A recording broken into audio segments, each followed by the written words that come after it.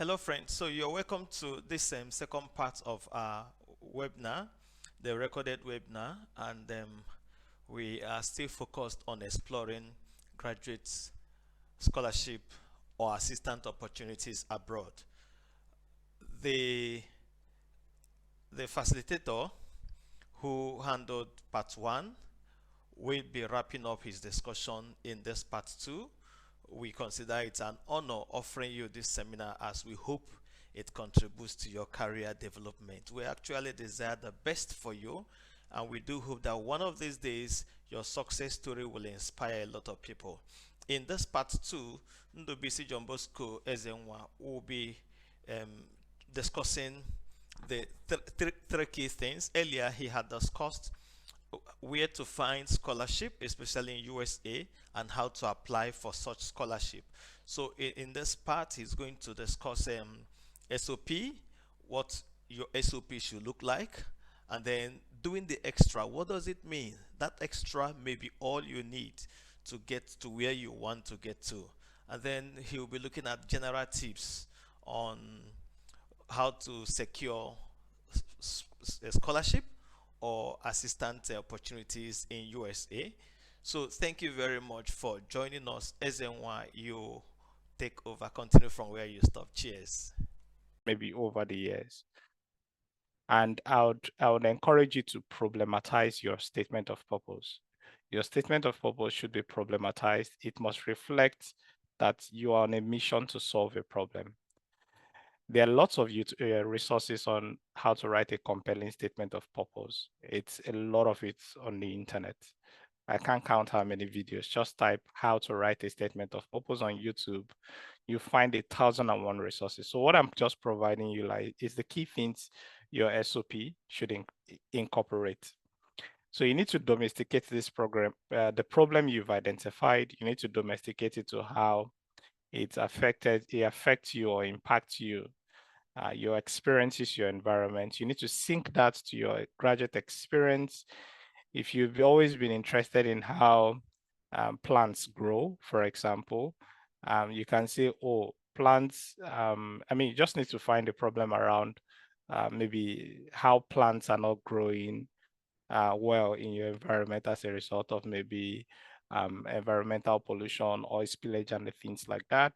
Then you say, oh, this program, this problem I have identified led me to take up a bachelor's degree in environmental management, for example, to be able to know how to solve this problem. So you need to sync your undergraduate experience to the problem you've solved, to the problem you've identified, and basically talk about how your undergraduate experience has prepared you to solve that problem. Then you need to highlight some of your professional experiences and how that has prepared you to solve that problem, to address the issue you've identified. And you need to outline how the degree you seek would basically help you address the problem you've identified.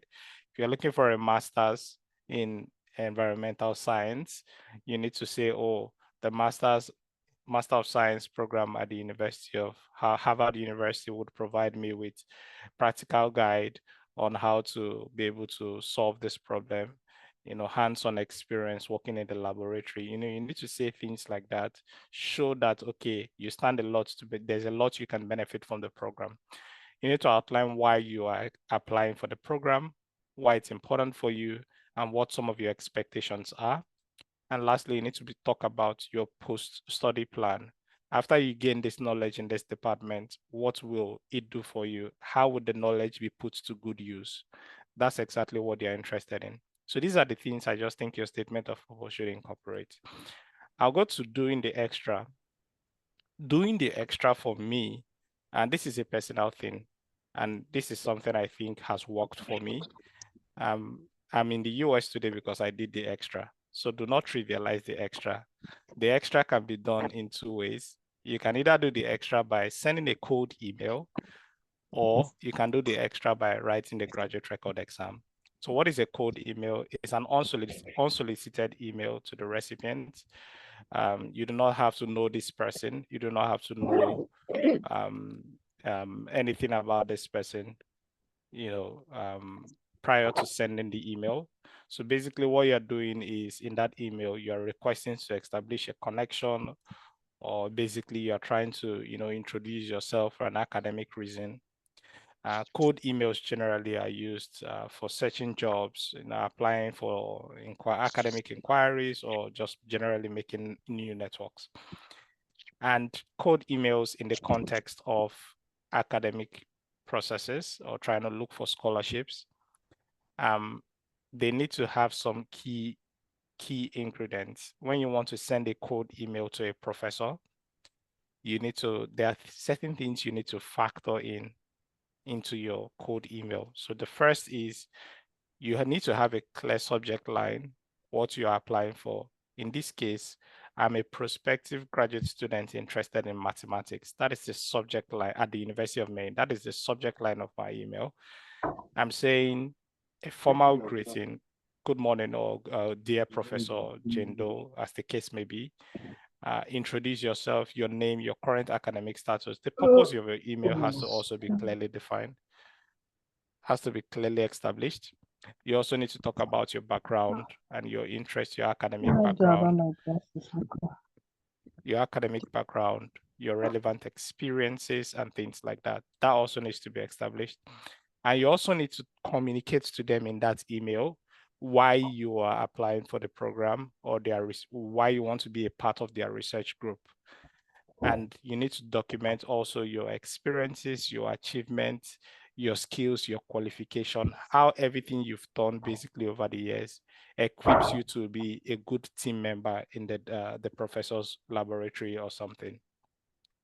Then you need to talk about your attachments. You're attaching your CV and relevant academic credentials. This is very important. And lastly, you're closing it, expressing willingness to, join further conversation, communicating your availability to discuss, have a meeting, to talk about your proficiencies in more detail. This is the only thing I did differently in my application that got me the offer to the United States. I sent a cold email, and that cold email was all the difference I needed to make in my application. What cold email does for you is it creates a bias. This is a secret so many people do not know. What cold email does for you is cold emails create a bias. If I send a cold email to the professor, or rather the program director of a specific program, communicating in clear terms who I am, my experiences, my background, why I'm interested in that program, communicating these things with intentionality. The cold email I sent to the professor before I came here was a very long email, very lengthy email, and it had all of these elements. I took my time to write the email, and that was all the difference. I was talking with the professor all through. We exchanged over 30 emails in total before I got here. So I would not want you to trivialize the relevance of cold emails. They read emails. They read emails. Once you send the emails, they read them and they respond to them. They don't ignore emails. So one or two things will happen. Is either they say yes or they say no, but you just want to give it a try. Cold emails can make all the difference in your application. It creates a bias. It creates an informal communication or informal relationship with a professor or with the head of the program.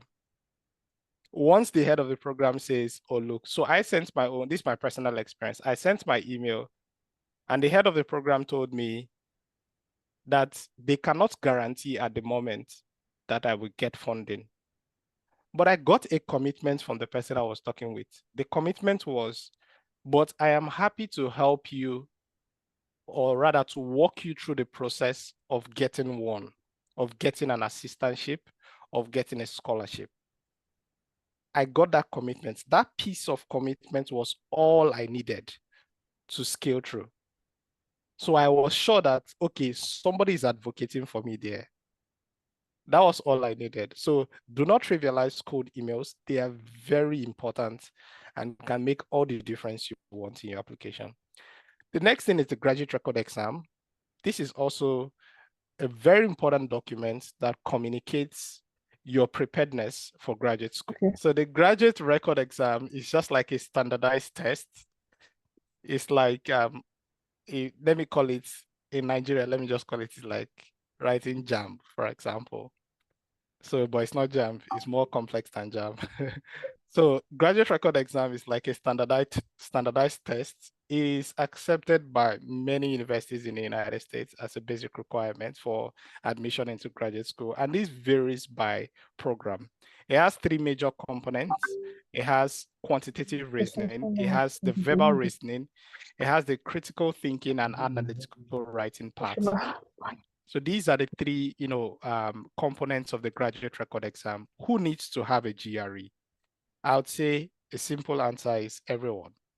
Everyone needs to have a GRE. But this is if you can afford it, because it's a pretty expensive exam. If you can afford it, everyone should ideally have it. However, it is most strategic for people with low GPAs. If you have a low GPA, I would really recommend you or encourage you to write the GRE exam, because what it does for you in your portfolio, if you have a low GPA, what a GRE does for you is it closes the gap with other competitive applicants. It's a pool of applicants. There are a lot of people applying from different places of the world. So when you have a GRE, when you have a low GPA, you do not stand so much of a competitive chance. So you want to incorporate a GRE score to show competitiveness, to balance everything out. Once you have a good GRE score, that balances everything out. That cancels every other questions.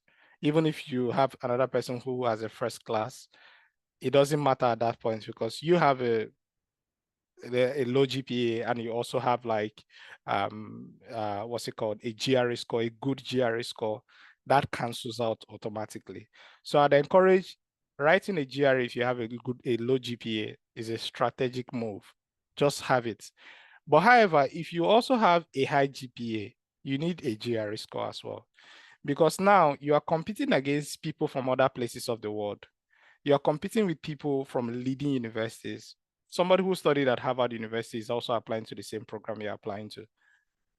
Of course, Alex Okweme is a world-class university, but there are levels to it, right? There are cadres to it.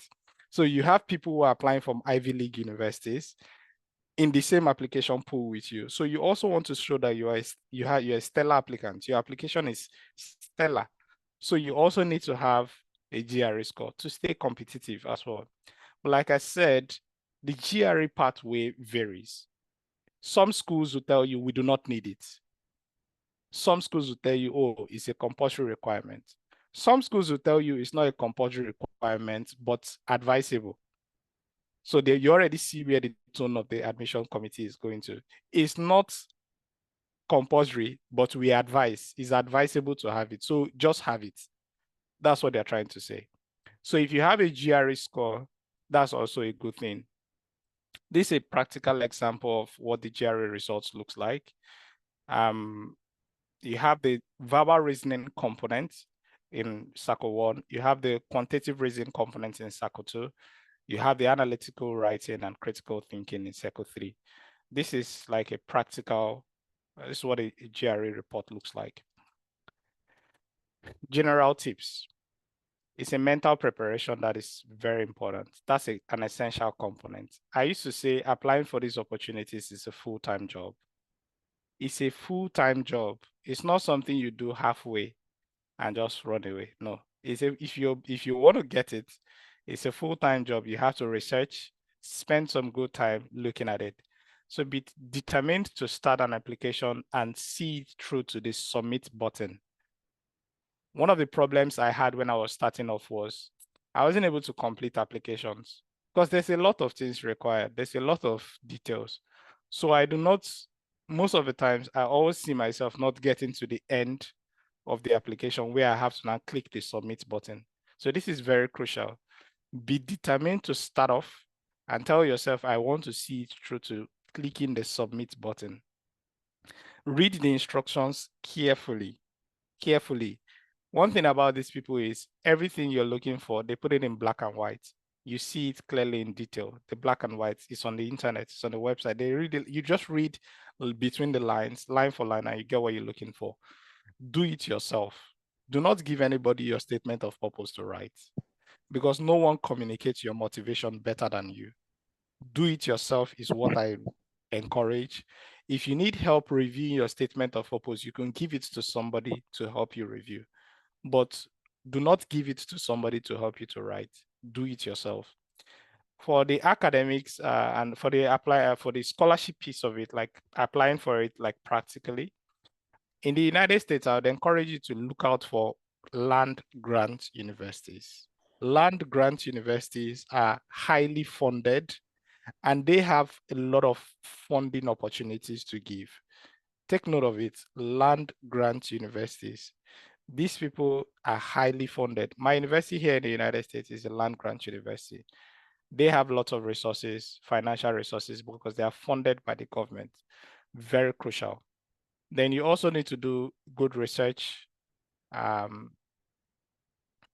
Just do sufficient research on the university's websites. Make sure there are funding opportunities. Make sure you are seeing we have assistantship available before you apply. Don't financially commit to it. For example, the universities will ask you to pay application fee of $50. Do not financially commit to it if you're not seeing that piece. Oh, there's assistantship available. Or maybe if you don't get maybe an assurance from the program director saying there is an assistantship available, do not apply for it.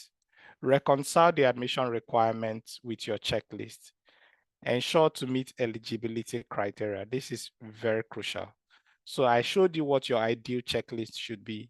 Your ideal checklist is exactly what will be required on the program's admission requirements. They tell you must have a master, for example, if you're applying for PhD, they tell you must have a master's in this. If you're applying for a master program, they tell you must have a bachelor's degree in this or related field.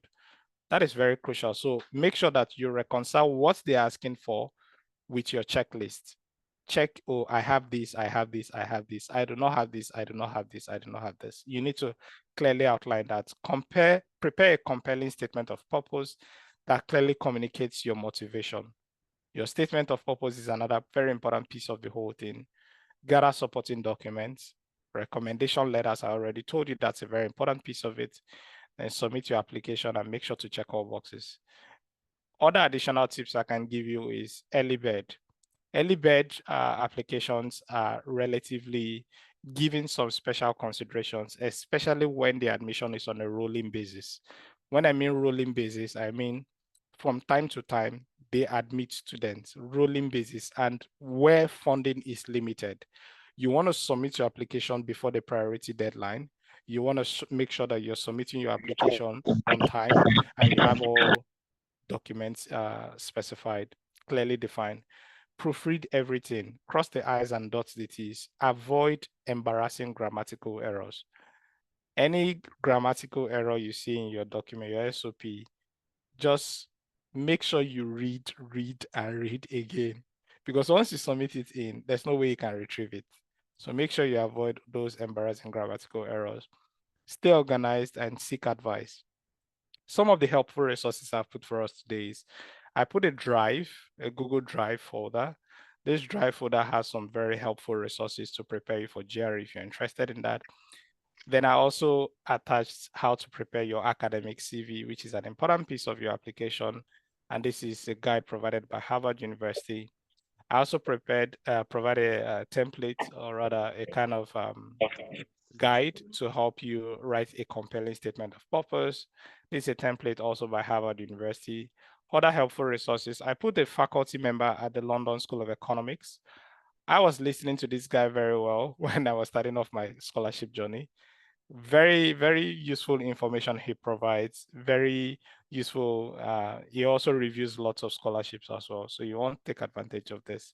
Some of my personal wins in all of this process, all through my journey so far, I won a scholarship to study All through this process, I've studied for free. I never paid any tuition fee. I won a scholarship to study at National Research University High School of Economics in Moscow, Russia, where it was an admissions portfolio competition. We had like lots of documents to submit, of course, showing our previous experiences and academic credentials. I submitted my application here with my degree from Alex Ekweme Federal University, and I got it. Upon completion of my program, I got an opportunity to do a PhD in strategy at the Toulouse School of Management, Toulouse Capital University. This was also based on admission competition, and this was a fully funded offer as well. And lastly, where I'm currently at, I won the Alba University Graduate Fellowship and MDP Graduate Award, and that enabled me to come here to study in the United States. Thank you very much for your attention. Yeah, thank you very much, Ndobisi, for a fantastic job. We sincerely appreciate these details you have shared. Thank you for listening to this video. In the next part, we'll be looking at opportunities in Canada as presented by Christopher Chukwu. Thank you. Take care. Cheers.